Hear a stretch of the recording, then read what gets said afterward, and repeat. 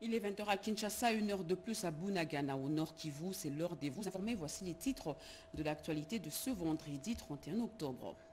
Ils sont 9 membres de la conférence internationale sur la région des Grands Lacs qui se réunissent à Kinshasa. Les experts de pays de la CIRGL préparent les discussions des chefs d'État sur la sécurité, le genre et autres sujets stratégiques. Des échanges sont francs pour le bien de l'administration publique. Le vice-premier ministre, ministre de la fonction publique, a mis sur la table tous les sujets brûlants. Ajustement de la rémunération mensuelle, retraite des agents en fin de carrière. L'intersyndicat national n'a rien épargné. Vous allez le suivre dans ce journal. Voilà pour le titre. Mesdames et messieurs, bonsoir et très heureuse de vous retrouver à travers cette grande édition d'informations sur la chaîne nationale. Sur invitation de son homologue égyptien Abdel Fattah al-Sisi, le président de la République Félix-Antoine Tshisekedi Tshilombo est arrivé ce vendredi au Caire accompagné de la très distinguée première dame Denise Diakerou et Tshisekedi après sa participation à la conférence de Paris. Au Caire, le couple présidentiel est invité à l'inauguration demain, samedi 1er novembre, au Grand Musée d'Égypte. À son arrivée, le chef de l'État a eu un tête-à-tête avec son homologue égyptien, Fanny Kikofi. Après avoir participé à la conférence de Paris sur la paix dans les Grands Lacs, le président de la République, Félix-Antoine Tshisekedi Tshilombo, est arrivé ce vendredi au Caire, la capitale de la République arabe d'Égypte, pour répondre à l'invitation de son homologue Abdel Fattah al-Sisi. À l'aéroport international du Caire, le couple présidentiel de la République démocratique du Congo a été accueilli par un comité restreint constitué d'autorités égyptiennes, de l'ambassadeur de la RDC au Caire, de la ministre de la Culture et du directeur de cabinet adjoint du chef de l'État. Aussitôt accueilli à l'aéroport international du Caire, le chef de l'État a pris la direction du palais présidentiel à Al-Ittihad pour une rencontre en tête-à-tête avec son hôte Abdel Fattah al-Sisi. Au cours de cet entretien d'une demi-heure, les deux chefs d'État ont évoqué des questions de coopération bilatérale et d'amitié historique entre leurs pays. La République démocratique du Congo et la République arabe d'Égypte en sont en effet liés par des accords de coopération militaire. Sous son premier mandat, le président Tshisekedi avait relancé les travaux de la commission mixte. Le président Al-Sisi a exprimé sa gratitude au président Tshisekedi pour avoir répondu à l'invitation qu'il lui avait adressée le 4 septembre de cette année afin de participer à l'inauguration ce samedi 1er novembre du Grand Musée d'Égypte. Déjà connue pour être un grand berceau archéologique, la ville du Caire est l'espace de ce week-end la capitale mondiale de la culture. Une quarantaine de chefs d'État et de gouvernement sont attendus pour ce grand événement au pied des pyramides de Gizeh. Présenté comme le plus grand musée archéologique au monde dédié à une seule civilisation, le Grand Musée égyptien est un projet titanesque qui incarne à la fois l'ambition culturelle de l'Égypte et les multiples défis que le pays a dû affronter pour concrétiser ce rêve. Lancé en 2002, le Grand Musée égyptien a été bien plus qu'un simple chantier muséal. C'est une entreprise pharaonique destinée à redéfinir la préservation et la mise en valeur du patrimoine antique.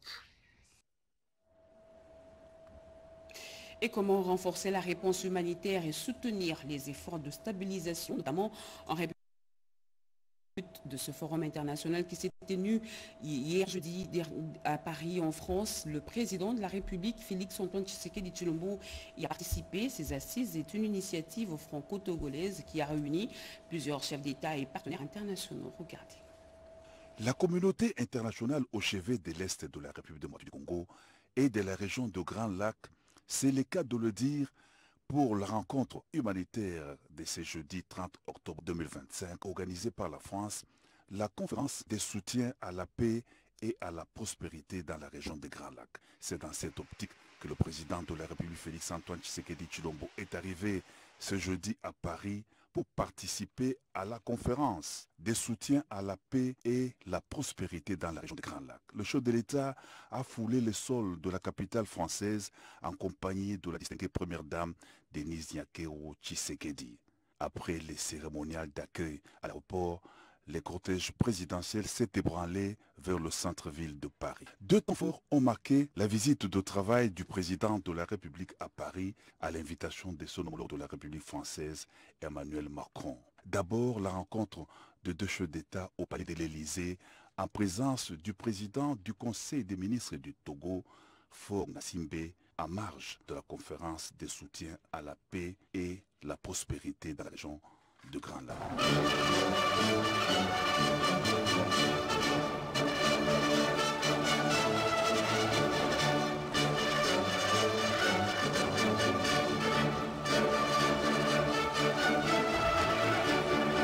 Le président de la République s'est ensuite rendu dans la salle de la tenue de la conférence. Face à la crise sécuritaire et humanitaire dans l'Est de la République démocratique du Congo, la conférence de Paris vise à obtenir un engagement plus ferme pour la mise en œuvre de la résolution 2773 du Conseil de sécurité des Nations Unies qui exige le retrait immédiat de l'AFC M23 et des forces rwandaises du territoire congolais. Dans son discours à ses assises, le président de la République a salué la tenue de la conférence de Paris aux côtés du Togo, médiateur mandaté par l'Union africaine pour la région de Grand Lac et en étroite coordination avec les États-Unis d'Amérique, le Qatar et l'Union africaine qui accompagne les efforts de médiation et de désescalade. Il a rappelé la triple urgence de la conférence, l'urgence humanitaire, l'urgence sécuritaire et l'urgence de la paix, tout en présentant la situation d'intensification des violences depuis les débuts de l'année 2025, suite aux offensives menées par l'AFC M23 et l'armée rwandaise dans les zones densément peuplées, provoquant des affrontements meurtriers et des déplacements massifs avec des villes entières prises, des communautés déracinées, des quartiers vidés de leurs habitants, des attaques visant des camps de déplacés, des hôpitaux, des écoles notamment. Le chef de l'État formulait 3 demandes, 3 offres, à savoir l'accès humanitaire immédiat, sécurisé, garanti grâce aux voies humanitaires sûres pour acheminer des soins, nourriture, eau et assistance psychologique aux populations prises au piège. Un plaidoyer pour un financement massif, rapide et traçable. Le plan de réponse humanitaire des Nations Unies pour l'année 2025 prévoyait une enveloppe de 2,24 milliards de dollars américains destinée à l'assistance vitale de plus de 20 millions de personnes RDC. Ces plans demeurent sous-financés et chaque jour, ce sont des vies perdues, a souligné le chef de l'État. Enfin, la troisième demande du président de la République touche à l'alignement politique.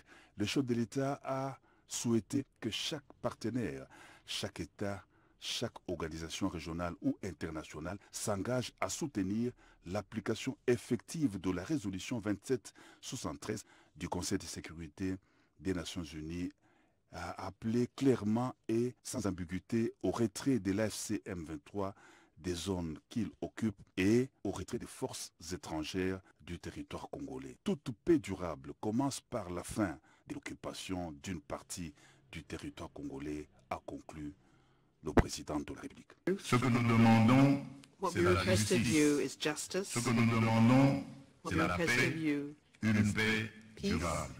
La République démocratique du Congo, nous vous demandons assumes its responsibilities, and we ask that you do the same. Thank you for your attention.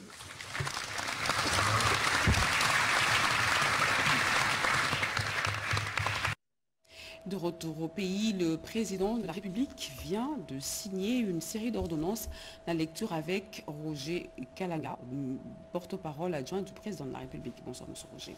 Bonsoir, madame. Ordonnance numéro 25/277 du 28 octobre 2025 portant mise à la retraite d'un procureur général près la Cour des comptes, le président de la République, vu la Constitution telle que modifiée par la loi numéro 11/002 du 20 janvier 2011 portant révision de certains articles de la Constitution de la République démocratique du Congo du 18 février 2006, spécialement en ses articles 79, 178, 179 et 221. Vu la loi organique numéro 18/024 du 13 novembre 2018 portant composition, organisation et fonctionnement de la Cour des comptes, spécialement ses articles 3, 8, 11, 266, 281 et 282, vu l'ordonnance numéro 24/022 du 1er avril 2024 portant nomination d'un Premier ministre, vu l'ordonnance numéro 22/071 du 27 juin 2022 portant nomination d'un procureur général près la Cour des comptes, considérant les résolutions prises par l'Assemblée générale du Conseil supérieur de la Cour des comptes, réunie en session extraordinaire du 7 au 11 octobre 2024, attendu qu'il ressort de son dossier personnel que le magistrat concerné atteint l'âge de 70 ans, qu'il échait de le mettre à la retraite avec bénéfice de l'honorariat et l'éméritat, sur proposition du Conseil supérieur de la Cour des comptes, l'Assemblée nationale a entendu en son avis, vu la nécessité et l'urgence, ordonne, article 1er, est mise à la retraite au grade de procureur général près la Cour des comptes, avec bénéfice de l'honorariat et l'éméritat, M. Toudiéché Kabuta Kapwa Kabuta Kajika Salomon. Article 2, sont abrogées toutes les dispositions antérieures contraires à la présente ordonnance. Article 3, le président du Conseil supérieur de la Cour des comptes est chargé de l'exécution de la présente ordonnance qui sort ses effets à la date de sa signature. Faite à Kinshasa, le 28 octobre 2025, Félix Antoine Tshisekedi Tshilombo, Judith Soumino Tuluka, Première ministre, pour copie certifiée conforme à l'original. Le 28 octobre 2025, les cabinets du président de la République, Anthony Kinzo Kamole, directeur de cabinet. Ordonnance numéro 25/276 du 28 octobre 2025 portant mise à la retraite des présidents des chambres à la Cour des comptes. Le président de la République, vu la Constitution telle que modifiée par la loi numéro 11/002 du 20 janvier 2011 portant révision de certains articles de la Constitution de la République démocratique du Congo du 18 février 2006, spécialement ses articles 79, 178, 179 et 221, vu la loi organique numéro 18/024 du 13 novembre 2018 portant composition, organisation et fonctionnement de la Cour des comptes, spécialement ses articles 3, 8, 11, 266, 281 et 282, vu l'ordonnance numéro 24/022 du 1er avril 2024 portant nomination d'un Premier ministre, vu l'ordonnance numéro 22/072 du 27 juin 2022 portant nomination des présidents des chambres à la Cour des comptes, considérant les résolutions prises par l'Assemblée générale du Conseil supérieur de la Cour des comptes, réunie en session extraordinaire du 7 au 11 octobre 2024, attendu qu'il ressort de leur dossier personnel que les magistrats concernés ont atteint l'âge de 70 ans, qu'il échait de les mettre à la retraite avec bénéfice de l'honorariat et de l'éméritat. Sur proposition du Conseil supérieur de la Cour des comptes, l'Assemblée nationale, entendue en son avis, vu la nécessité et l'urgence, ordonne, article 1er, sont mises à la retraite au grade de président de chambre à la Cour des comptes, avec bénéfice de l'honorariat et de l'éméritat. Après, Messieurs Moubiaï Kabantou Alphonse, Messieurs Moyo Impal et Monzoy Emmanuel. Article 2. Sont abrogées toutes les dispositions antérieures contraires à la présente ordonnance. Article 3. Le président du Conseil supérieur de la Cour des comptes est chargé de l'exécution de la présente ordonnance qui sort ses effets à la date de sa signature. Faite à Kinshasa, le 28 octobre 2025, Félix Antoine Tshisekedi Tshilombo. Judith Soumino Tuluka, Première ministre, pour copie certifiée conforme à l'original, le 28 octobre 2025, le cabinet du président de la République, Anthony Kinzo Kamole, directeur de cabinet. Ordonnance numéro 25/277 du 28 octobre 2025 portant nomination d'un président de chambre à la Cour des comptes.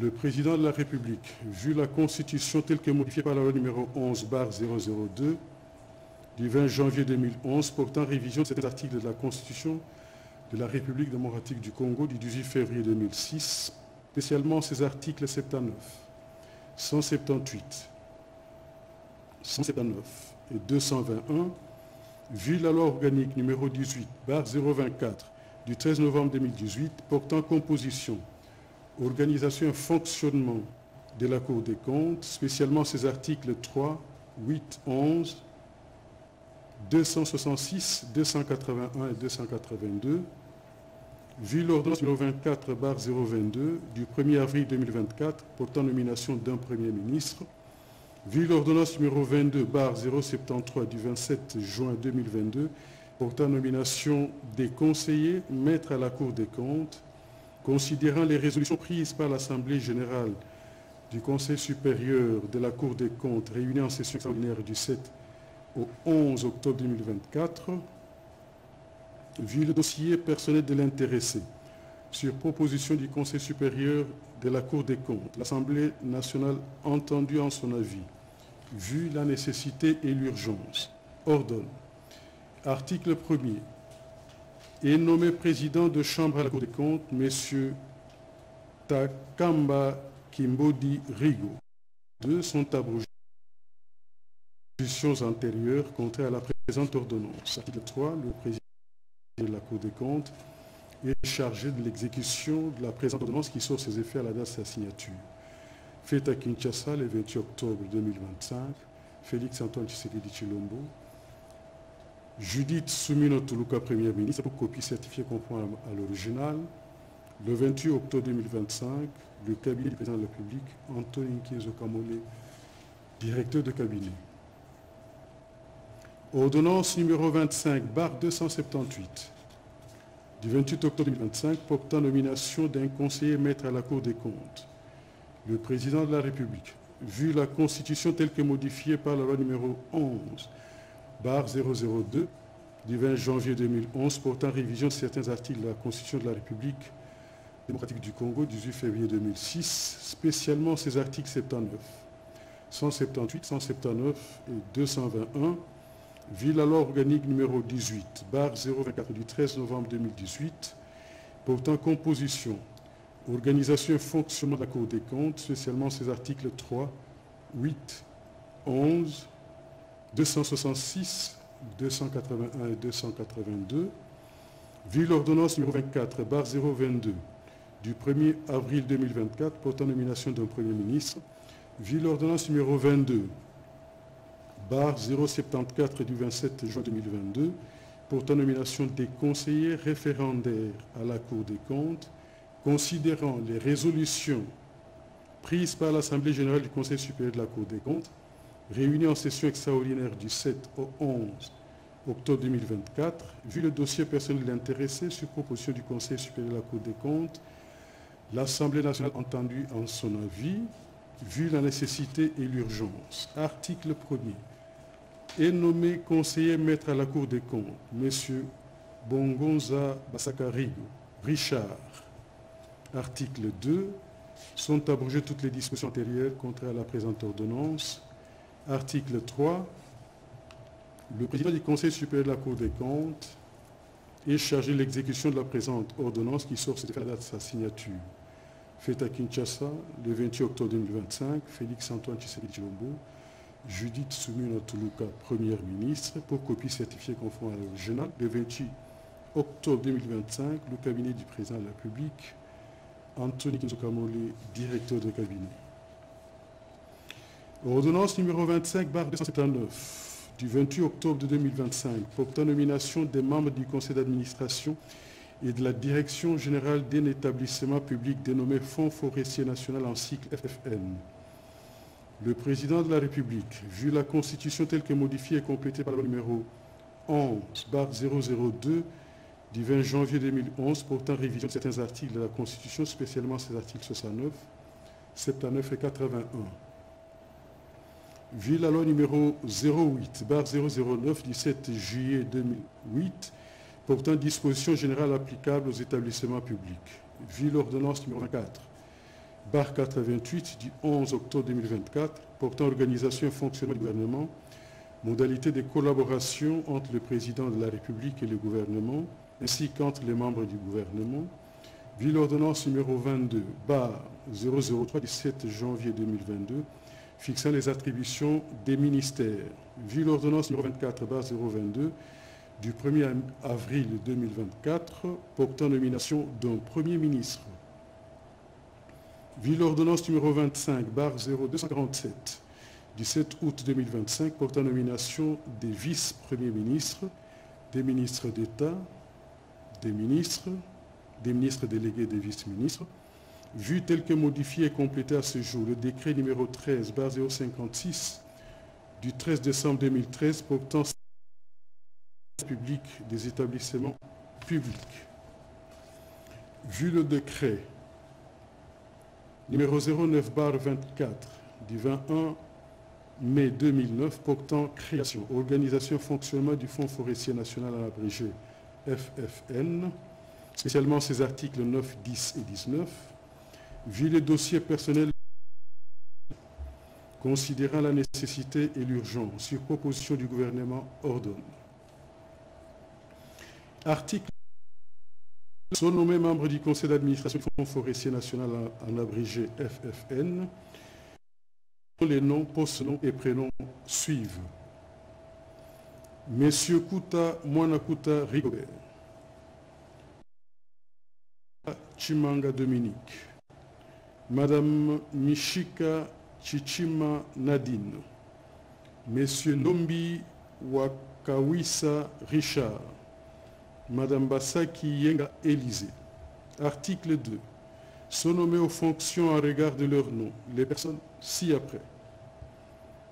1. Monsieur Kouta Mwanakuta Rigobert, président du conseil d'administration. Monsieur Mbouyamba Chimanga Dominique, directeur général. Monsieur Hassani Ongala Hassan, directeur général adjoint. Sont abrogées toutes les dispositions antérieures contraires à la présente ordonnance. Article 4. Les ministres de l'Environnement, Développement durable, Climat est chargé de l'exécution de la présente ordonnance qui sort ses effets à la date de Kinshasa 2025. Félix Antoine Tshisekedi Tshilombo, Judith Soumino Tuluka, première ministre, pour copie certifiée conforme à l'original le 28 octobre 2025. Le cabinet du président de la République, Anthony Nkinzo Kamole, directeur de cabinet. Ordonnance numéro 25/280 du 28 octobre 2025 portant nomination d'un procureur près la Cour des comptes. Vu la Constitution telle que modifiée par la loi numéro 11/002 du 20 janvier 2011 portant révision de certains articles de la Constitution de la République démocratique du Congo du 18 février 2006, spécialement ses articles 69, 179 et 221, vu la loi organique numéro 18/024 du 13 novembre 2018 portant composition, organisation et fonctionnement de la Cour des comptes, spécialement ses articles 3, 8, 11, 7, 290 et 292, vu l'ordonnance numéro 18/017 du 13 mars 2018 pour la nomination des avocats généraux près la Cour des comptes, vu l'ordonnance numéro 24/022 du 1er avril 2024 portant nomination du Premier ministre, personnel de l'intéressé, vu la nécessité et l'urgence, l'Assemblée nationale en premier est nommé procureur général près la Cour des comptes M. Chipata Mulumbagi. Article 2. Sont abrogées toutes les dispositions antérieures contraires à la présente ordonnance. Article 3. Le président du Conseil supérieur de la Cour des comptes est chargé de l'exécution de la présente ordonnance qui sort ses effets à la date de sa signature. Faite à Kinshasa le 28 octobre 2025, Félix Antoine Tshisekedi Tshilombo, Judith Soumino Tuluka, Première ministre, pour copie certifiée conforme à l'original. Le 28 octobre 2025, le cabinet du président de la République, Anthony Nkinzo Kamole, directeur de cabinet. Loi numéro 2025 portant l'autorisation de la prorogation de l'état de siège sur une partie du territoire de la République démocratique du Congo. Exposé des motifs. Depuis plus de 3 décennies, la République démocratique du Congo est en proie à des atrocités multiples découlant de l'agression dont elle est victime de la part du Rwanda, ainsi que de l'activisme des groupes armés, tant locaux qu'étrangers, qui opèrent principalement dans les provinces de l'Ituri et du Nord Kivu. En vue de restaurer la paix et la sécurité dans cette partie du pays, par ordonnance numéro 21/015 du 3 mai 2021, le président de la République a proclamé l'état de siège dans les 2 provinces précitées. Ce régime exceptionnel est prorogé par le Parlement afin de continuer à produire ses effets conformément à l'article 144, alinéa 5 de la Constitution. Étant donné que la paix recherchée n'est à ce jour pas encore rétablie, on sait que la situation sécuritaire dans la partie est du pays, il est aux forces de défense et de sécurité de la République de poursuivre sans désemparer les opérations militaires afin de neutraliser complètement les forces négatives qui déstabilisent certaines parties du territoire national et d'autoriser, par voie de conséquence, la prorogation de l'état de siège pour une nouvelle durée de 15 jours. Telle est l'économie de la présente loi.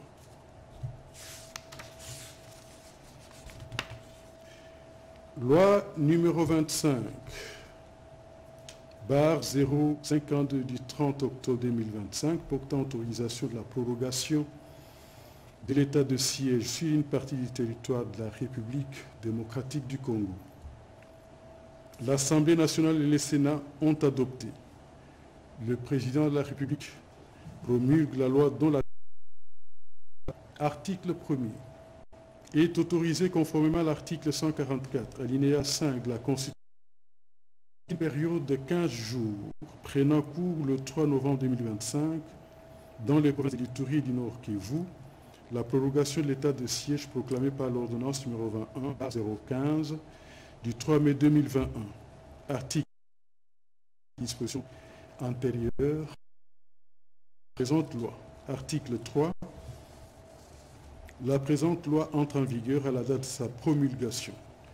Faite à l'ambassade de la République démocratique du Congo à Bruxelles, en Belgique, le 30 octobre 2025, Félix Antoine Tshisekedi Tshilombo, Judith Matuluka, Première ministre, pour copie certifiée conforme à l'original, le 30 octobre 2025, le cabinet du président de la République, Anthony Kizokamole, directeur de cabinet.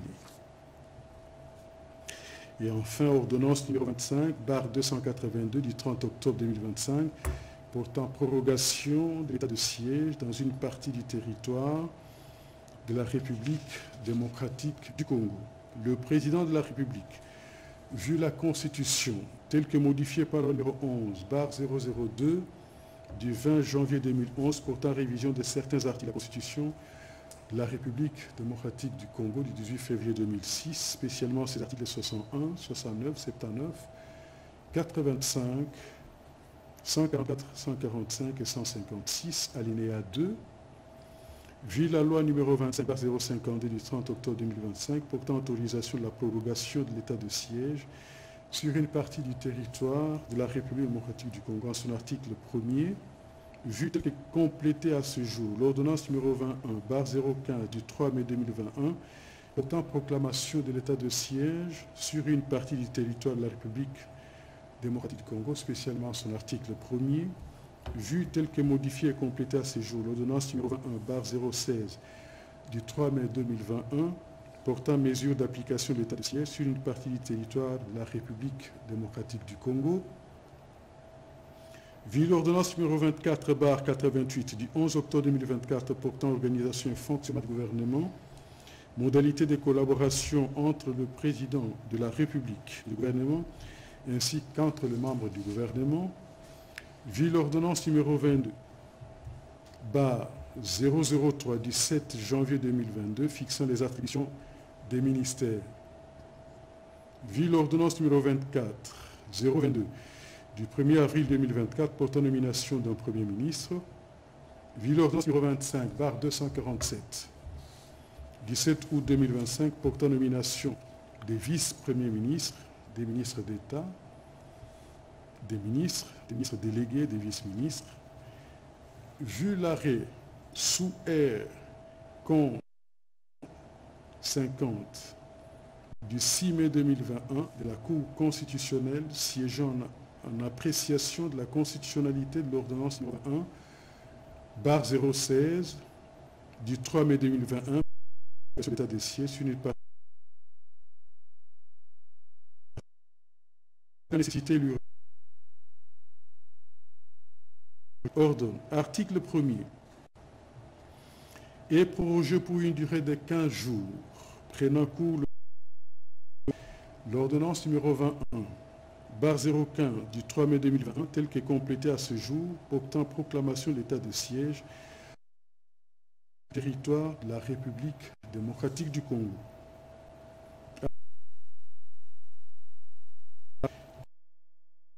Ordonnance. Article 3. La Première ministre, le vice-premier ministre, ministre de l'Intérieur, Sécurité, Décentralisation et Affaires coutumières, le vice-premier ministre, ministre de la Défense nationale, ancien combattant, ainsi que le ministre d'État, ministre de la Justice et garde des Sceaux, sont chargés chacun en ce qui les concerne de l'exécution de la présente ordonnance qui sort ses effets à la date de sa signature, faite à l'ambassade de Bruxelles le 30 octobre 2025. Félix Antoine Tshisekedi Tshilombo, Judith Soumino Tuluka, pour copie certifiée conforme à l'original le 30 octobre 2025, le cabinet du président de la République, Anthony Kinzoka, directeur de cabinet. Merci beaucoup. Avant ce journal, Kinshasa accueille ce vendredi l'ouverture des travaux du 9e sommet des pays membres de la CIRGL en prélude de la conférence des chefs d'État prévue le 13 novembre prochain. Au programme de cette rencontre technique, discussion sur le genre, la sécurité et d'autres sujets stratégiques pour la région. Chez Mendondo. Kinshasa abrite ce vendredi 31 octobre les travaux préparatoires du 9e sommet de la CIRGL à travers la réunion du comité d'audit de l'organisation. Cette rencontre technique marque le lancement officiel d'une série de réunions qui s'étendront jusqu'au 13 novembre en prélude du sommet de chefs d'État et de gouvernement sur la conférence internationale sur la région des Grands Lacs prévue le 15 novembre. Les femmes sont très impliquées dans la consolidation de la paix en RDC, mais précisément à l'est de notre pays. Alors, elles sont impliquées au niveau de la médiatisation, au niveau de la mobilisation aussi, de la non-violence. Ce que la RDC attend, c'est qu'il puisse être une plateforme qui pourrait permettre l'avancée des femmes par rapport à la résolution, mais aussi aider à emmener la voix des femmes au niveau où les femmes ne sont pas assez écoutées, je dirais. Placé sous l'organisation conjointe du ministère de l'intégration régionale et du secrétariat exécutif de la CIRGL, le rôle du comité d'audit est de superviser l'application du système de certification des minéraux et d'en vérifier la conformité dans la région des Grands Lacs. À l'Assemblée nationale, validation des pouvoirs de 6 suppléants qui vont désormais siéger comme députés nationaux à la Chambre basse du Parlement. C'était au cours de la plénière présidée par l'honorable Isaac Jean-Claude de Chilumbaï. Les détails avec Blaise Bokou-Kassanza. Les députés nationaux ont d'abord examiné et adopté les projets de loi portant autorisation démocratique du Congo dans le Nord Kivu et l'Ituri en seconde lecture. Sur 345 députés présents, 334 ont voté pour, 10 contre et 1 abstention. Ces opérations de vote sont intervenues après avoir déclaré recevable ce projet de loi dont la lecture a été faite article par article par le rapporteur Jack Njoli de l'Assemblée nationale. C'était également l'occasion pour l'Assemblée plénière de procéder à la validation du rapport de la Commission politique, administrative et judiciaire. rapport relatif à la vérification et validation de pouvoir des 6 suppléants. Il s'agit de Muzitu Kenda Rondal, Mulolo Mwamadava Ben, Kitenge Mayaba Papi Ngoyi Mounia Eric, Ngalamulume Mwayi Hippolyte et Kotongo Sebolo Cyril. Au vu du résultat du vote, l'Assemblée plénière approuve les conclusions du rapport de la Commission politique, administrative et juridique relatif à la vérification des pouvoirs des suppléants. Désormais, ces 6 suppléants validés sièges nationaux. Au départ, la commission PAJ avait enregistré 7 candidats, dont 6 validés et 1 recalé par manque de pièces. Une plénière qui a eu nationaux prendre aux préoccupations rencontrées dans les différentes circonscriptions électorales par les populations locales. En politique, l'Union pour les valeurs tshisekidistes dirigée par José Kalala Kalala apporte son soutien à la candidature d'Aimé Bougie Sangara au poste du président de l'Assemblée nationale. Anita Luamwa et José Dimonekele.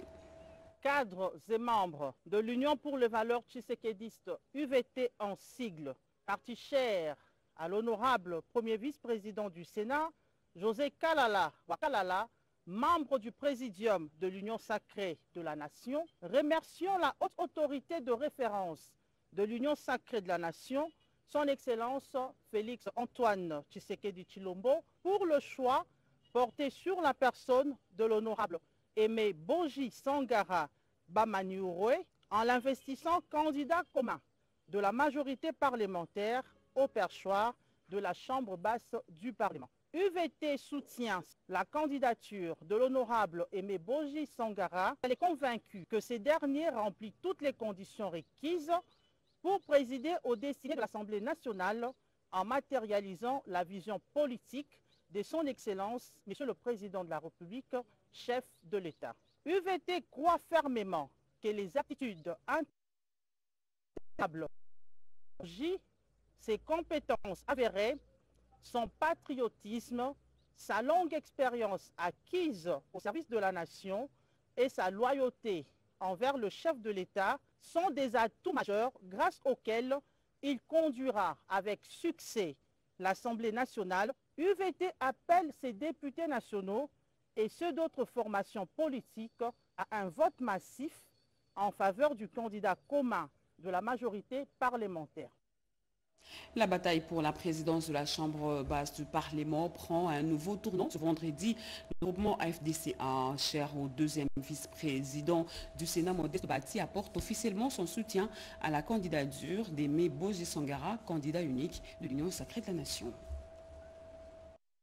Course au perchoir à l'Assemblée nationale, Aimé Bougie Sangara reçoit un soutien de taille, celui du regroupement politique AFDCA, deuxième force politique de l'Union sacrée de la Nation. Attristé par les conséquences de la guerre à l'est du pays, ayant causé des millions de morts innocentes, déplacements massifs de populations qui se poursuivent quotidiennement, la destruction du tissu économique et environnemental, le ravissement des biens et propriétés des privés, le retardement de l'enseignement et de l'éducation des enfants et des insécurités permanentes dans la partie des provinces du Nord Kivu et du Sud Kivu sous occupation du Rwanda et le FC Bar M23.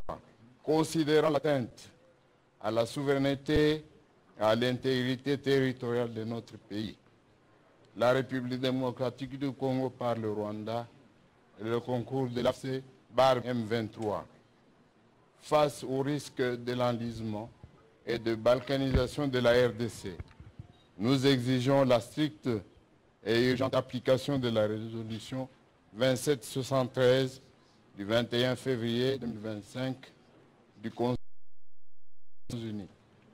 S'agissant du remplacement de 2 membres du bureau définitif de l'Assemblée nationale, nous apportons notre soutien à la candidature de Sangara Bamaniouroué et demandons à nationaux, ainsi qu'à tous les autres députés de l'Union sacrée de la nation, de voter massivement pour ce digne fils du pays en vue d'accompagner les autres institutions, et en particulier son Excellence Félix Antoine Tshisekedi Tshilombo, par son œuvre de pacification et de la bonne gouvernance du pays.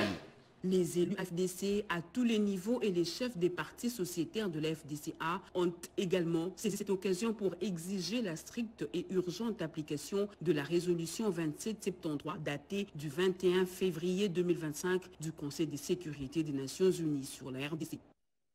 Nous défions autre chose à présent. Entre cohésion féminine et mémoire nationale, la première ministre Judith Suminwa Tuluka a partagé un moment fort avec les femmes leaders avant de visiter l'exposition Mobutu, une vie, un destin, consacrée à une page marquant de l'histoire politique congolaise. Emmanuela Commissaire et Pompomba. Elles se sont réunies, femmes du gouvernement, des institutions publiques et de la société civile, tout engagées dans un même élan de solidarité et de transformation. C'était lors de la grande rencontre de solidarité organisée au Centre culturel de l'Institut national des arts INA, sous la présidence de la première ministre Judith Suminwa Tuluka, qui a lancé un message fort. Ce rassemblement n'est pas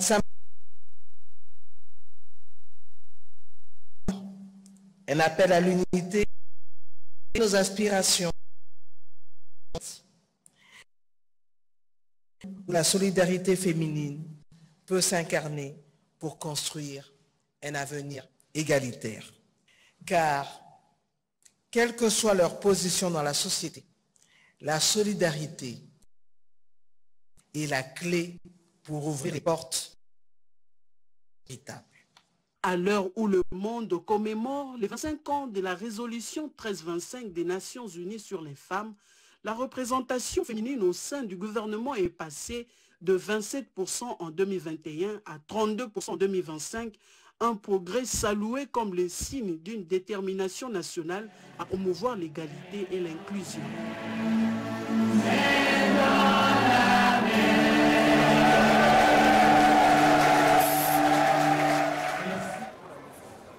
Peu après, la chef du gouvernement s'est rendue au musée national où elle a visité l'exposition Mobutu Sese Seko, une vie, un destin, guidée par Mobutu Nzanga, fils du maréchal. Une visite placée sous les signes du devoir de mémoire et de la transmission historique. C'est important de pouvoir parcourir l'histoire parce qu'on voit ce qu'il a donné pour le pays. Le plus important, c'est de retenir ce qui est positif et comment on peut tirer des leçons pour notre pays aujourd'hui et demain. On parle de souveraineté territoriale de notre pays. Nous sommes en guerre à l'Est, où notre pays est agressé. Et la vie du président Mobutu, au-delà de tout ce qu'on peut dire, de tout ce qu'on peut penser, a toujours été cette question d'unité nationale, cette question d'intégrité, de souveraineté. Et c'est ça qu'il faut transmettre à nos enfants. C'est quelque chose d'important à retenir. Entre cohésion féminine et héritage national, cette journée a apporté un message unique. Transmettre, unir et faire grandir le Congo. Des invités de marque à la RTNC, les femmes mandataires sont venues pour participer à la 9e réunion du réseau à la Cité de la Voix du Peuple. Après cette rencontre, elles ont effectué une visite guidée aux installations de la chaîne nationale sous la conduite de la directrice générale Sylvie Niembo, une visite sanctionnée par une photo des familles, des mandataires et des journalistes de la RTNC. Nadine Yangou et Siondé Emaka. Cette visite a débuté au bâtiment de l'Institut congolais de l'audiovisuel ICA pour passer au studio Maman Ngebi, les studios JT Kasangana Mbengu. Les femmes mandataires ont apprécié les travaux de Madame le directeur général de la radio-télévision nationale congolaise, Sylvie Lengenimbo. Nous avons suggéré que depuis un moment, nous organiserons nos réunions au sein des différentes structures que dirige chacune des femmes mandataires qui sont membres de ce réseau des femmes mandataires. Alors aujourd'hui, nous avons été reçus par la DG Sylvie Elengue ici à la RTNC, histoire de connaître aussi et de comprendre le travail qu'elle fait, quel est l'objectif de sa structure, quelle est la mission et quels sont les efforts qu'elle fournit, quels sont les différents défis qu'elle a à relever. Raison pour laquelle nous avons effectué cette visite, afin de pouvoir palper du doigt effectivement c'est quoi la RTNC et quel est le rôle de la RTNC. Passionné par le travail que fait Madame Sylvie Elengue, parce que nous sommes bien conscientes que c'est une grande chaîne et qu'il y a eu beaucoup de choses à faire à son arrivée. Mais là, nous constatons que la RTNC est en train de prendre vraiment une belle allure et nous continuons à l'encourager à continuer sur cette voie. Et nous sommes convaincus qu'avec le soutien des femmes que nous sommes aussi, nous allons l'aider, l'accompagner.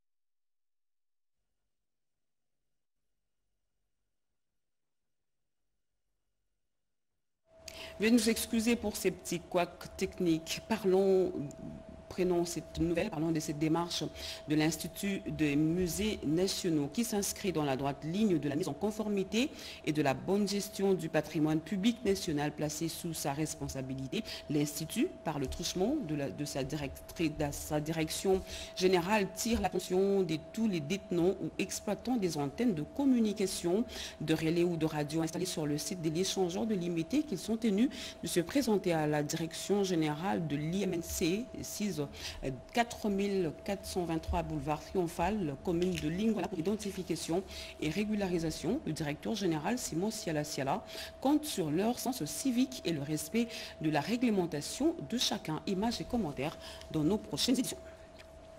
Poursuivons ce journal. Où en est-on avec la situation des agents non payés? La retraite du personnel de l'État arrivée fin carrière, l'ajoute sur la rémunération mensuelle, autant de sujets au cœur des échanges entre le VPM, ministre de la fonction publique Jean-Pierre Liaou, et la délégation de l'intersyndicale nationale de l'administration publique. Nadine Kilocho, Cédric Enina et Moké Manouma. Le vice-premier ministre de la fonction publique, Jean-Pierre Liaou, a échangé avec 60 délégués syndicaux de l'intersyndicale nationale de l'administration publique INAP en SIG sur les principales préoccupations des agents publics de l'État. Parmi les sujets abordés, la situation des agents non payés, les indemnités de fin de carrière, ainsi que l'ajout de 50 000 francs congolais promis par le gouvernement sur les salaires depuis octobre 2024. Les syndicats ont salué l'engagement personnel du vice-premier ministre Jean-Pierre Liaou, tout en louant les efforts du gouvernement pour améliorer les conditions de vie des fonctionnaires. Nous avons abordé la question des 50 000 francs congolais, qui est l'engagement que le gouvernement avait pris quand nous étions à Bibois, qui devrait être payé depuis le mois d'octobre 2024, mais qui n'est pas payé jusqu'à ce jour. Et le VPM nous a expliqué qu'il y a eu des difficultés parce qu'il y a un brouillard, comme quoi on a instruit à la DIRPEI de reconduire la paye de T3. Et le VPM nous a expliqué que c'était au regard de certaines difficultés que le gouvernement avait.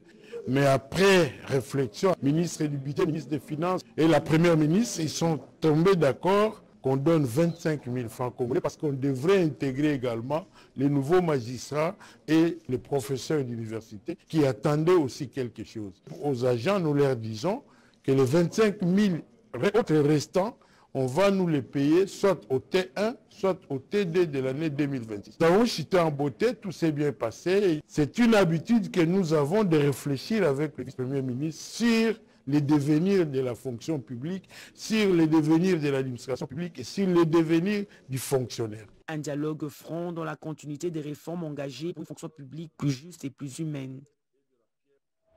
Et à la suite de sa mission dans les provinces de la Mongala et Sud-Ubangui, le vice-premier ministre, ministre de l'économie nationale Daniel Mokoko Samba, a échangé hier avec le ministre de l'Agriculture et Sécurité alimentaire Moindo Nzangi. Les échanges ont gravité autour des enjeux de l'économie agricole en République démocratique du Congo-Rwanda.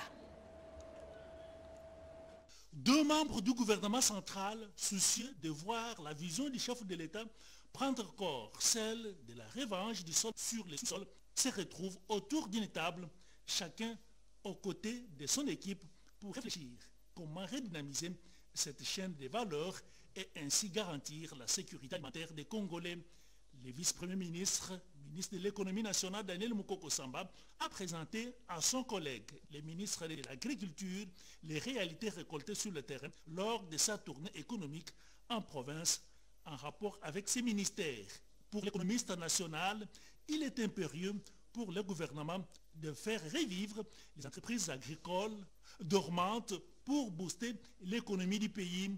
Saisissant la balle au bon, le ministre d'État de l'Agriculture, Moïse Nzangi, a salué l'appui du vice-premier ministre dans son secteur en conciliant le travail de son équipe à celui de l'équipe du VPM de l'économie.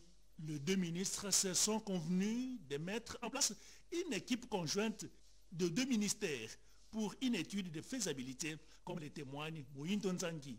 Le vice-premier ministre veut absolument, au-delà des promesses, que nous puissions produire des résultats pour accroître l'offre nationale de produits alimentaires. C'est très important. On est venu discuter sur ce qui a déjà été fait et ce que nous pouvons faire très rapidement avec les moyens de bord que nous avons pour faire quelques projets d'urgence. Pour Mukoko Samba, ce travail doit produire un document exécutif qui sera mis sur la table de deux ministres dans 48 heures. Après les années des beaux et loyaux services rendus à la nation, plusieurs retraités ont été honorés, leurs efforts récompensés par la remise de cadeaux, un geste symbolique destiné aussi à inspirer et éveiller la conscience des jeunes travailleurs. Angèle Mabialandou et Elie Tomba.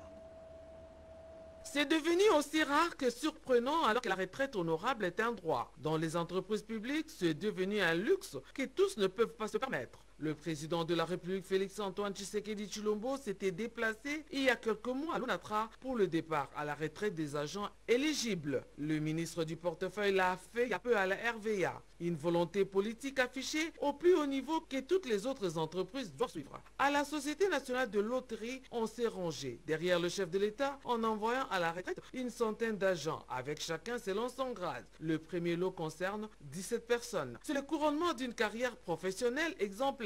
Ces agents et cadres qui ont rendu de beaux et loyaux services à l'État congolais se sont vus octroyer des congélateurs, des pagnes et une enveloppe consistante par Madame le directeur général. Pour Claude Solange Chibaka, c'était un moment de joie et de reconnaissance envers ceux qui ont œuvré pour l'épanouissement de cette entreprise de l'État. Nous sommes fiers de vous pour tous les services.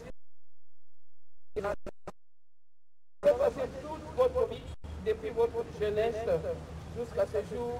Le moment est venu de prendre votre retraite méritée et d'être récompensé conformément aux textes réglementaires en vigueur dans notre pays, la République démocratique du Congo. C'est avec une émotion tout particulière que je me tiens devant vous pour célébrer cette étape importante de la vie professionnelle, chers retraités.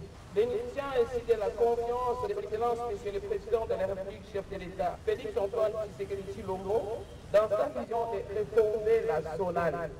Une action saluée par le bourgmestre de la commune de Kalabou. Une expression de gratitude et de fierté pour les bénéficiaires.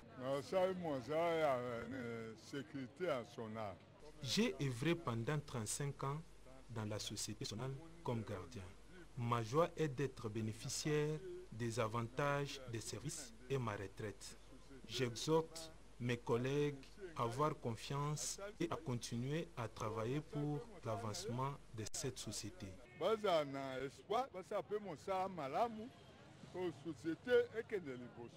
Cette retraite honorable fait de ses bénéficiaires de référence dans leurs domaines respectifs et des modèles dans un environnement professionnel. Et de stabilisation, le directeur général de l'autorité de régulation de la sous-traitance dans le secteur privé, Miguel Cachal-Katembe, s'est rendu à la société PPC Barnett à Kipé, dans la province de Congo central. L'édité avec Joël Maquer. Le directeur général de l'autorité de régulation de la sous-traitance dans le secteur privé, Miguel Cachal-Katembe, lors de sa mission de contrôle dans la province du Congo central, s'est rendu à la société PPC Barnett, spécialisée dans la production du ciment. Sur place, il a été reçu par André Moulonga, directeur du siège de PPC Barnett. Les échanges entre les deux responsables, avec la participation de leurs collaborateurs respectifs, ont été portés sur le respect de la loi sur la sous-traitance et sur les actions de cette entreprise en faveur de la promotion du contenu local. À l'issue de cette séance de travail, le directeur général de l'ARSP a effectué une visite guidée des installations de l'usine afin de s'enquérir du fonctionnement de la chaîne de production et d'évaluer le niveau d'intégration des entreprises congolaises dans les activités de PPC Barnett. Nous sommes venus voir qui sont ceux-là qui gagnent des marchés de sous-traitance dans cette chaîne de valeur de la production des ciments et voir comment ouvrir et créer des opportunités aux entreprises éligibles à la sous-traitance.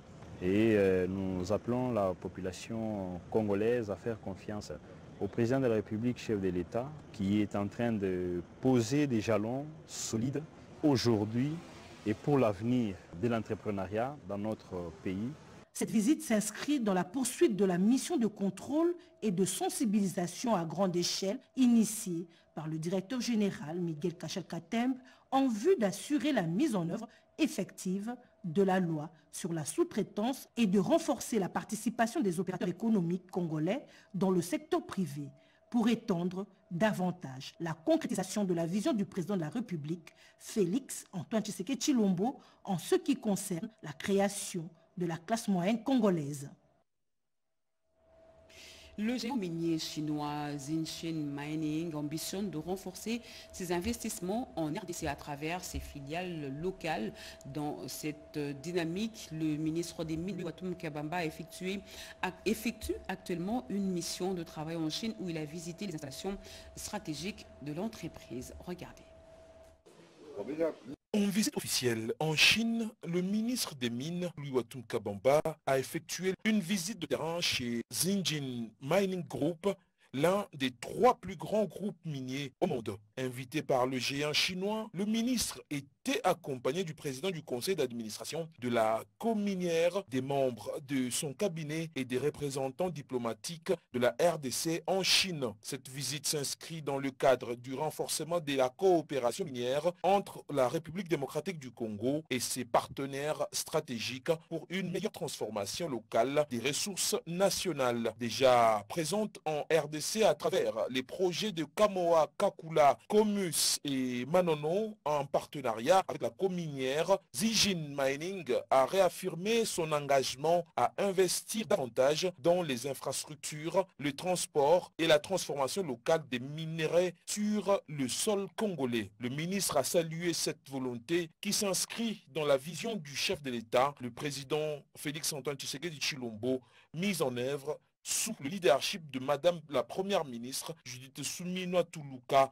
À titre d'exemple, la collaboration entre Zijin Mining et la cominière a permis la remise en service de la centrale hydroélectrique de Mpiana Mwanga grâce à un investissement de plus de 80 millions de dollars américains. Cette visite marque une nouvelle étape dans la consolidation du partenariat sino-congolais pour une exploitation responsable et bénéfique des ressources naturelles.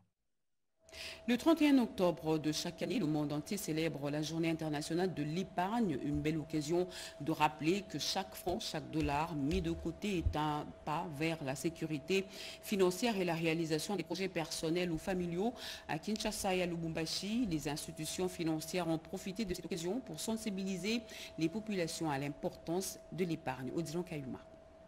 31 octobre 2025, célébration de la Journée internationale de l'épargne digitale. En cette phase des nouvelles technologies de l'information, cette date a permis aux institutions financières de la RDC d'approcher les populations de Kinshasa et de Lubumbashi, histoire d'attirer leur attention sur les effets bénéfiques d'épargner de l'argent dans la vie courante. Si nous avons voulu vulgariser le thème de l'épargne digitale, c'est parce que la digitalisation sera un puissant levier d'accélération de l'inclusion financière. À cette célébration de la Journée internationale d'épargne, ces experts en finance ont mis l'accent sur l'appropriation par la population des divers services financiers offerts par leurs établissements financiers, entre autres l'octroi des crédits et l'assurance santé. La digitalisation permet à des populations qui vivent dans les milieux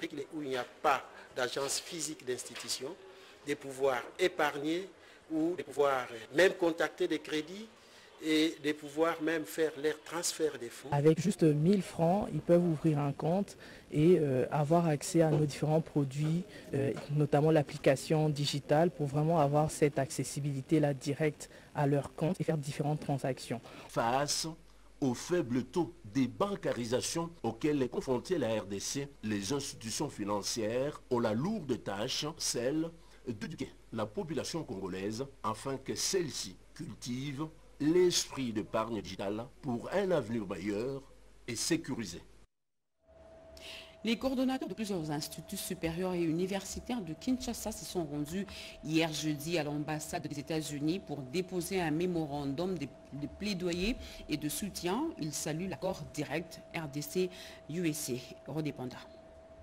Les étudiants congolais ont compris que ce sont les grandes puissances qui peuvent faire taire les armes à l'instar des États-Unis d'Amérique pour une véritable paix en RDC. L'initiative du président américain Donald Trump pour un partenariat économique avec la RDC en plus des accords politiques et diplomatiques de Washington et Doha serait la solution face à l'instabilité dans la partie est du pays. Les coordonnateurs des différents instituts supérieurs et universitaires de Kinshasa sont allés le jeudi 30 octobre 2025 à l'ambassade des États-Unis d'Amérique déposer un mémorandum de plaidoyer et de soutien à l'accord direct entre la RDC et les USA qui procure beaucoup d'avantages à la jeunesse congolaise avec la création des emplois qui est le rêve des étudiants après la formation. Au nom de tous les coordonnateurs des étudiants de chaque université, Béni Kibala, président des étudiants de la Haute École de Commerce ex-IEC Gombe, a lu ces mémos. Excellence Madame l'ambassadrice, c'est avec honneur et enthousiasme que nous,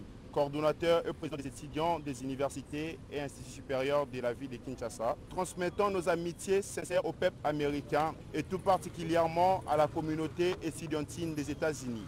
Nous sommes un partenariat stratégique à conclure entre la RDC des infrastructures qui irait non sur le problème à s'attaquer aux causes profondes, notamment la précarité et la pauvreté. En outre, ces investissements sont synonymes de création d'emplois, en particulier pour nous, étudiants, qui seront bientôt appelés à intégrer le marché du travail. Pour ces étudiants, tous les Congolais ont intérêt de soutenir cette démarche de partenariat direct entre la RDC et les USA pour la fin de la guerre et garantir le développement du pays. Parlons à présent de la reprise des activités académiques à l'université de Lubumbashi de Lou. Et c'est le recteur de cet alma mater, le professeur ordinaire Gilbert Kishibafitula, qui en a donné le goût. Regardez. Pendant 2 jours, l'université de Lubumbashi a démarré les activités de l'année académique 2025-2026 par le séminaire de pédagogie universitaire destiné au personnel académique de l'espace Grand Katanga sous le thème pédagogie universitaire et la recherche à l'ère de l'intelligence artificielle. L'objectif de ces assises est de permettre au corps académique de s'approprier l'intelligence artificielle comme outil pédagogique car elle est devenue incontournable dans la recherche scientifique. Les éminents professeurs ont recommandé de rester en veille et aussi d'éviter la facilité de l'intelligence artificielle pouvant conduire à la somnolence cognitive. Prenant la parole, le recteur de l'université de Lubumbashi, le professeur ordinaire Gilbert Kishibafitula, a placé d'emblée l'année académique 2025-2026 sous les signes de l'innovation. Ces fonctions sont une plage et un plateau de pertinentes interrogations, de remise en question, de contextualisation de l'usage numérique de l'IA dans la pédagogie universitaire d'aujourd'hui pour demain. Ceci sonne l'ère de la nécessité d'intégrer l'IA aux formations créatives comme processus pour se projeter vers l'avenir du geste créatif dans un monde assisté par la machine. Signalons que les travaux de ces séminaires pédagogiques ont été marqués par la présence de la délégation du ministère de l'Enseignement supérieur et universitaire en séjour à Lubumbashi, dont les cadres des préparatifs de l'arrivée imminente du chef de l'État attendu à l'université de Lubumbashi pour y recevoir les insignes de grands chanceliers des universités congolaises.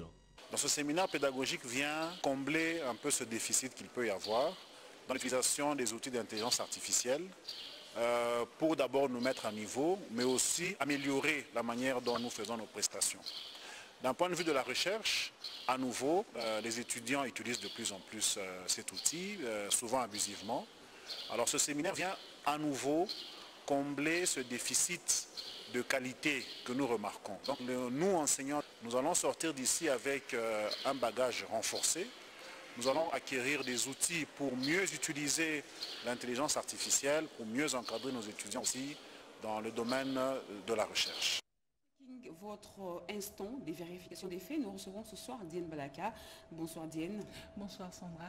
Ce dernier jour, une information virale circule sur les réseaux sociaux faisant état de la ministre de la Jeunesse, Amy Coutinho, qui aurait envoyé 250 000 jeunes Congolais aux États-Unis d'Amérique pour une formation au digital. Qu'en est-il exactement, Diane? Oui, Sandra, sur plusieurs pages Facebook et groupes WhatsApp, des publications prétendent que le gouvernement, à travers le ministère de la Jeunesse, enverra 250 000 jeunes Congolais s'est formé dans le domaine du numérique aux États-Unis d'Amérique, une nouvelle qui a suscité beaucoup d'espoir parmi la jeunesse. Mais après vérification, la ministre Grace Amy Coutinho dément formellement cette information.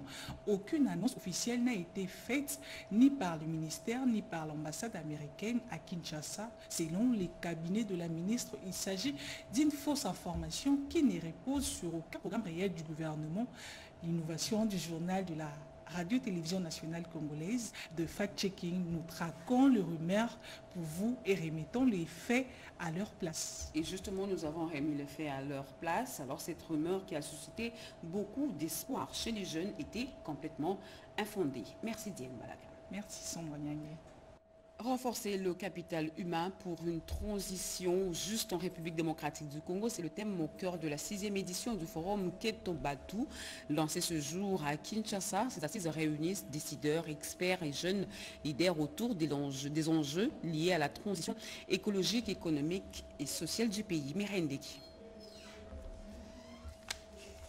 Des décideurs politiques, diplomates, bailleurs, dirigeants d'entreprises, experts ensemble pendant 2 jours autour d'une réflexion sur les conditions d'un développement inclusif et durable où la transition verte s'accompagne d'équité sociale et de renforcement des compétences locales. Tenues avec l'appui de l'ambassade de la Suède en RDC, les assises dénommées Kelobantu se tiennent autour du thème « Renforcer les capitaux humains pour une transition juste en RDC ».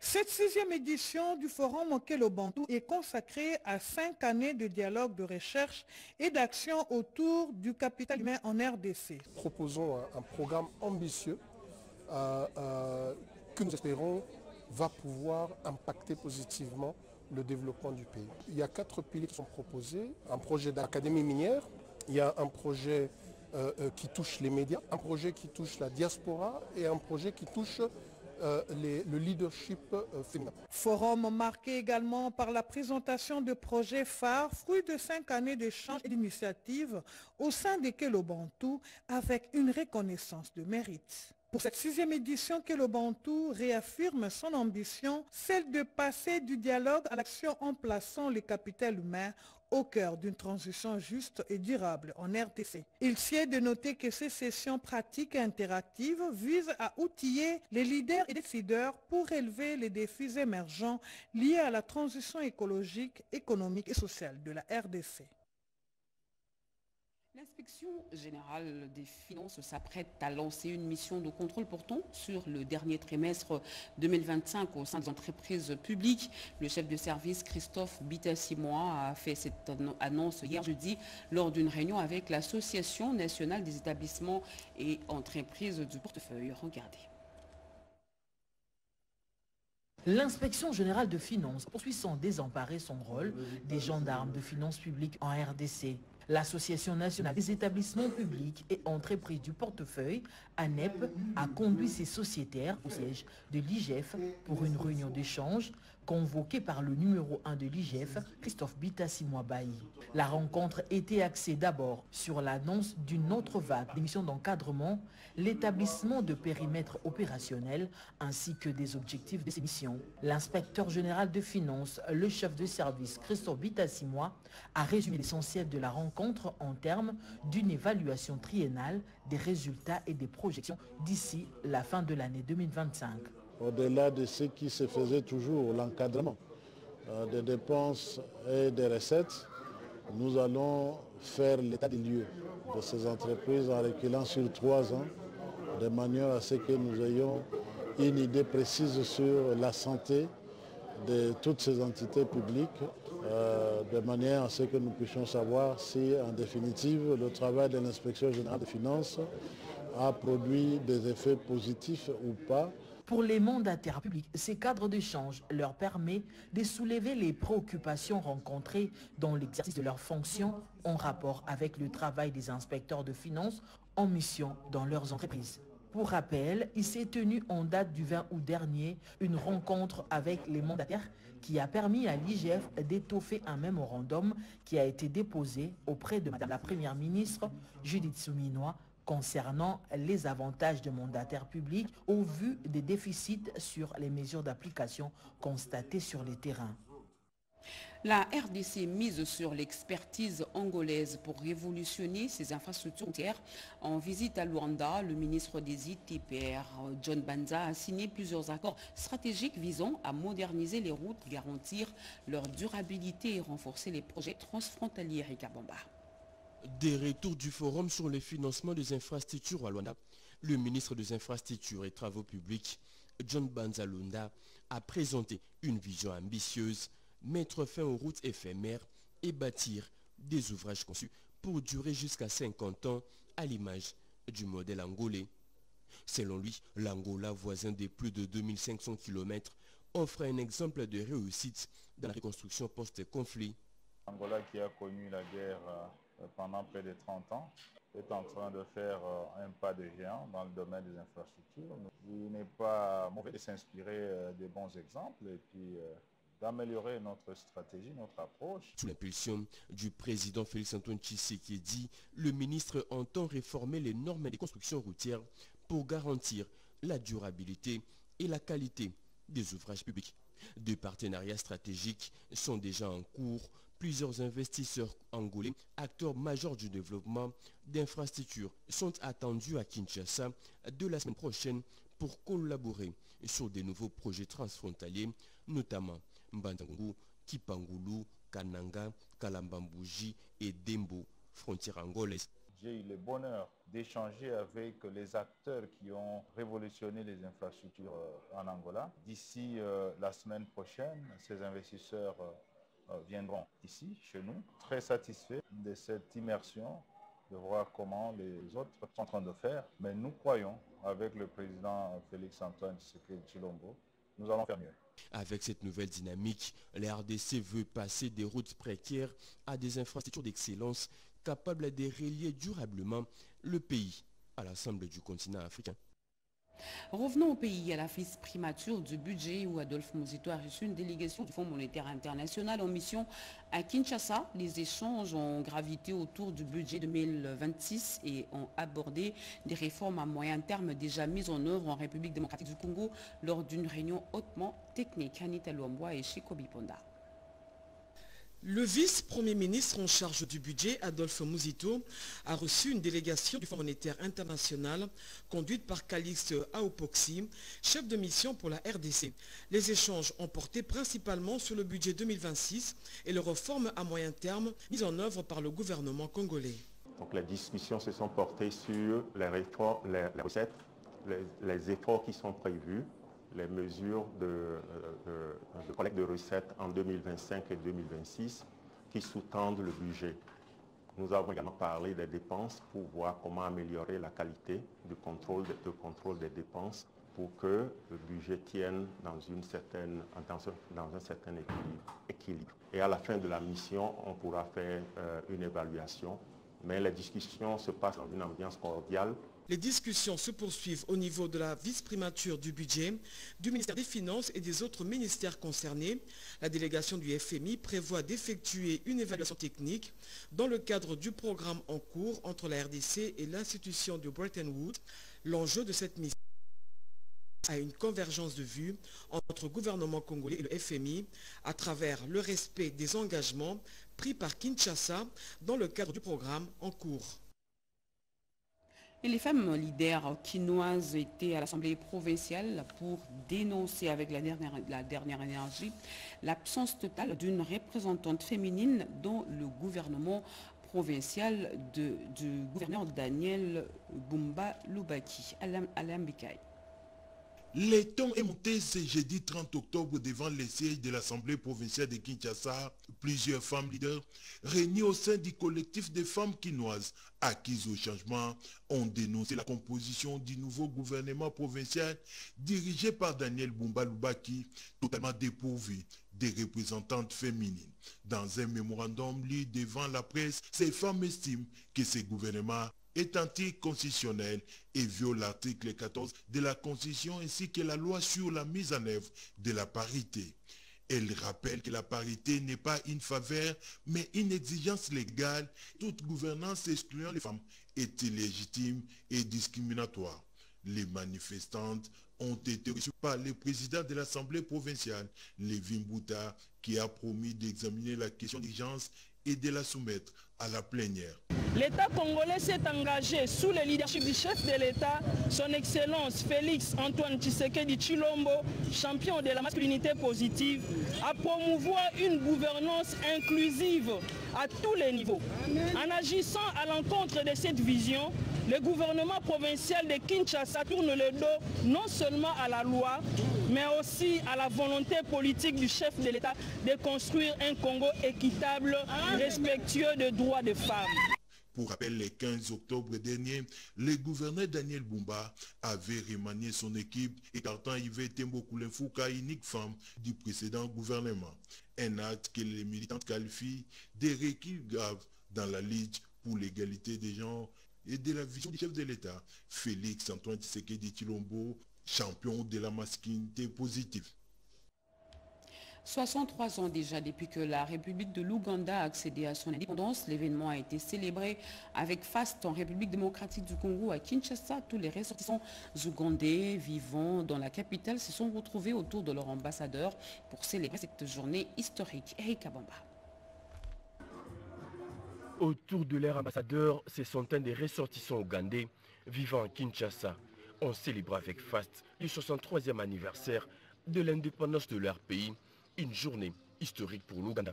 Un événement auquel ont également pris part d'autres diplomates en poste à Kinshasa et quelques officiels congolais venus partager la joie de ces Ougandais au cours de cette fête nationale et témoigner de leur amitié.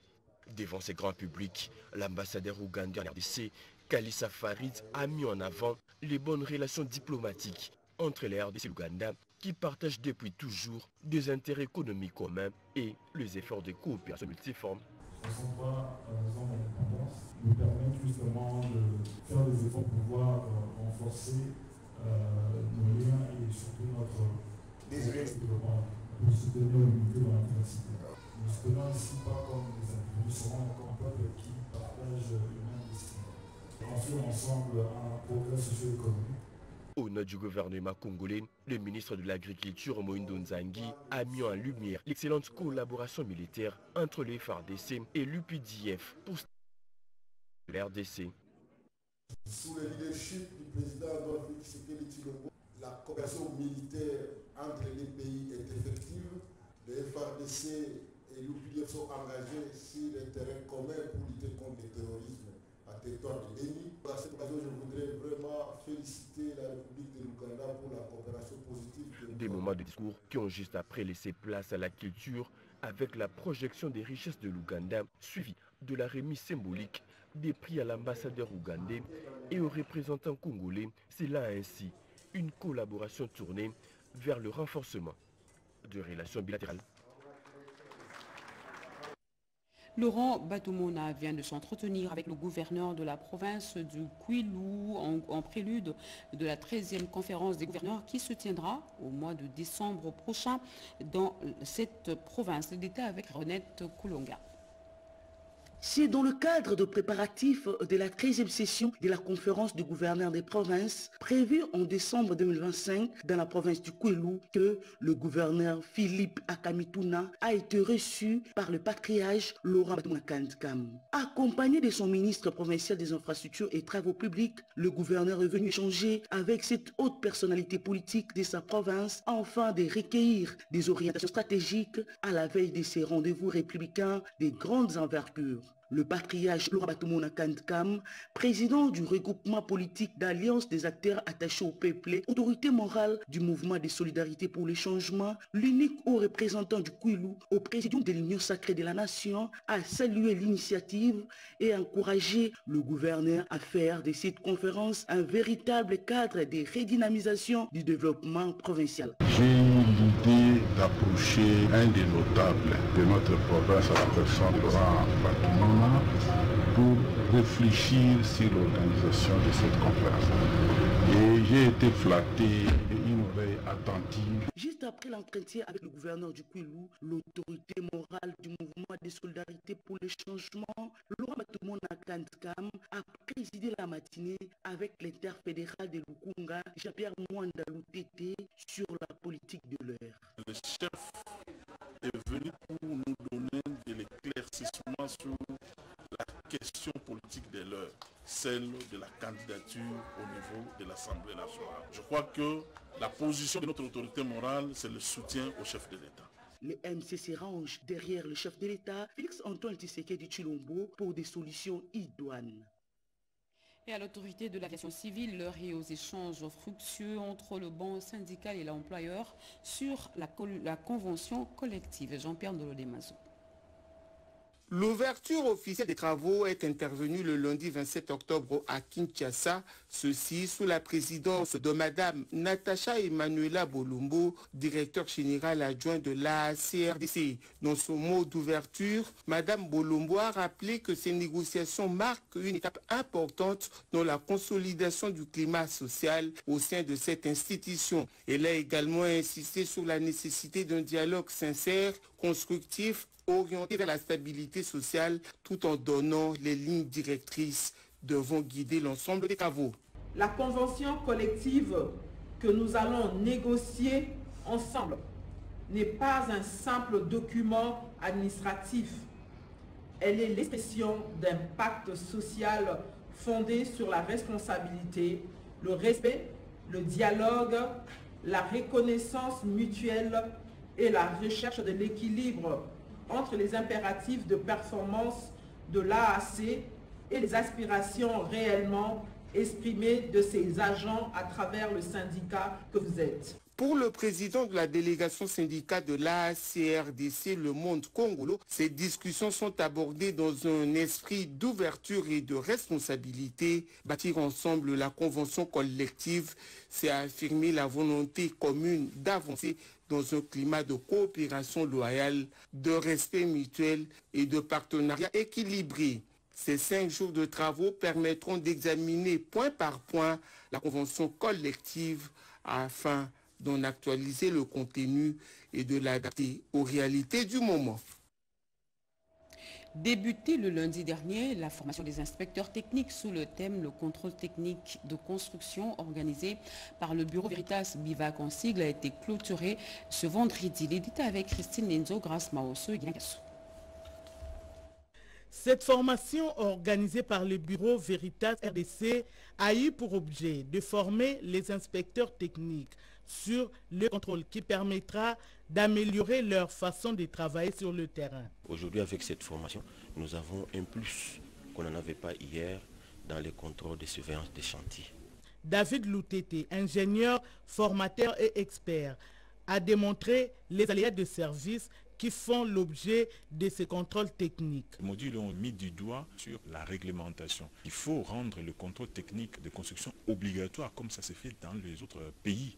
Dieudonné Lukalou, responsable du département technique, a promis d'organiser ce genre de formation pour la mise à niveau des prestataires. Aux clients, leur transférant les compétences que nous dans leur opérationnel. Nous avons déjà organisé beaucoup de formations, que ce soit ici à Kinshasa, en province. Nous dotons également l'OCC des équipements de laboratoire. Et donc, c'est vous dire que c'est un partenariat à valeur ajoutée. Le représentant des récipiendaires a loué cette initiative. À la fin de cette formation, des brevets ont été remis aux récipiendaires par le représentant du directeur général de l'OCC. Kinshasa tisse des ponts avec le Canada. Ce jeudi, l'ambassadeur Josca Kabongo a rencontré les plus hautes autorités du Nouveau-Brunswick, province francophone du Canada, pour renforcer la coopération économique, la formation professionnelle et la mobilité des étudiants. L'occasion aussi de valoriser la francophonie et de rapprocher la diaspora congolaise de son pays. Regardez. Au cœur de l'Est canadien, l'ambassadeur Josca Kabongo tisse les liens solides avec les autorités du Nouveau-Brunswick, l'une des provinces les plus francophones du pays. Reçu par les hauts responsables politiques et institutionnels, il a exploré plusieurs pistes de coopération bilatérale, de la formation professionnelle à la mobilité étudiante, en passant par les opportunités économiques et la promotion de la francophonie. Dans une atmosphère empreinte de respect mutuel, l'accent a également été mis sur les particularités du système fédéral canadien, où chaque province dispose de compétences étendue, y compris sur le plan international. Enfin, cette mission a été marquée par une rencontre chaleureuse avec les communautés locales du Nord-Brunswick. Une occasion pour l'ambassadeur Josca Kabongo de saluer l'engagement de la diaspora et de recueillir leurs préoccupations pour mieux les relayer. Et pour finir, ce communiqué, la Régie des ESA, direction régionale de Kinshasa-Ouest, informe ses abonnés de parties centre et ouest que son usine de traitement d'eau potable de l'ozone module 2 sera en arrêt ce samedi 1er novembre 2025 suite aux travaux de raccordement de la nouvelle conduite DN 1400 en fente ductile à la conduite existante DN 650 en acier au niveau du camp Babylone. Par conséquent, les perturbations seront observées dans la fourniture d'eau potable dans les quartiers et communes ci-après. Montfleury, Ma Campagne, Joli Parc, Jamaïque, Camp Munganga, Champ de Tir, Mimosa, Kintambo, Bandal, Ngiringiri et Bumbu. La Régie des ESA a pris les abonnés concernés de bien vouloir l'excuser pour ce désagrément. Elle les invite cependant de se constituer des réserves d'eau et de rassurer du rétablissement de la desserte dès la fin des travaux faits à Kinshasa le 31 octobre 2025. Le directeur régional Kinshasa-Ouest, l'ingénieur Raymond Matundompaka. Voilà qui met fin à ce journal, mesdames et messieurs. Merci de l'avoir suivi. Merci à vous qui nous suivez à Bunagana, au Nord Kivu et partout ailleurs sur satellite. Vous êtes sur la RTNC. Ce journal a été rédigé par Gauthier Kessi et Dichala Edienne Balaka sous la direction d'Oscar Mbalkaïj, coordonné par Angèle Mabel Alandou, Simon Konkolongo et Ramadan Po qui l'ont réalisé. Derrick Silimou était à la prise de vue. L'actualité continue sur nos antennes retrouvées à 23h. Pierre Mbouy Saïdi demain 7h. Boubou Anan Mokondi. Moi je vous reviens à 20h avec le même plaisir. Bon début de semaine et de week-end à toutes et à tous. Au revoir.